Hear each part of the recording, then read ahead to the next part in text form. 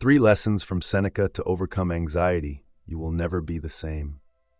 If you are searching for reflections that no one dares to say, if you feel like the world around you doesn't understand what's happening inside your mind, this channel is for you. Here we talk about what really matters, about what eats you from the inside. If that makes sense to you, subscribe, because today, I'm going to show you something that might change the way you deal with your anxiety. Seneca, one of the greatest philosophers in history, said, "We suffer more in imagination than in reality." But what does that mean when your heart races and your mind doesn't stop? Today you will discover 3 lessons from Seneca that can free you from this invisible prison. But listen carefully. The last lesson, it might be the hardest one to accept and the most powerful one. If anxiety has been consuming you, stay with me until the end. Because maybe, today, you'll hear the truth no one ever told you. First lesson. You are suffering over something that hasn't even happened yet. How many nights have you lost sleep? How many times has your body trembled because of a future that maybe will never come?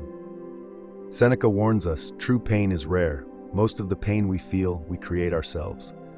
Are you living in the present, or are you trapped in a tomorrow that only exists in your mind?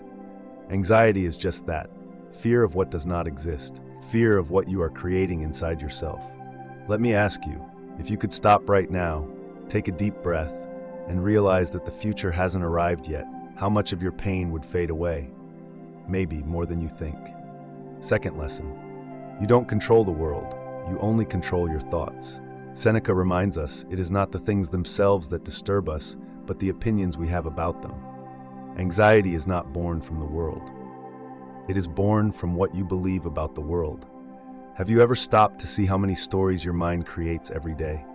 Stories of fear, failure, pain, but they are just that, stories. Now ask yourself, this fear that consumes you, is it real? Or is it just the story you keep telling yourself over and over again? Every time anxiety comes, ask yourself, is this real? Or is it just my mind creating monsters? And maybe, just maybe, you'll realize that most of those monsters never existed. Third lesson, accept what you cannot control. Seneca writes, luck is what happens when preparation meets opportunity. You can't control everything. You can't control what others think. You can't control tomorrow. But there is one thing only you can do, control how you respond to what happens. Anxiety grows when you try to hold on to what cannot be held, when you fight against the tide. But what if, instead of resisting, you accepted that the world is out of your hands, accepted that the future is a mystery, and in accepting, you found peace? Maybe this is the hardest lesson, but it's also the key that unlocks the prison. Conclusion, final reflection, comment. Now I ask you, if you stopped trying to control the world, if you accepted the present as it is, and stopped fearing the future, what would your life look like? Maybe anxiety will never fully go away, but maybe it will never control you again. Seneca said, life is like a play.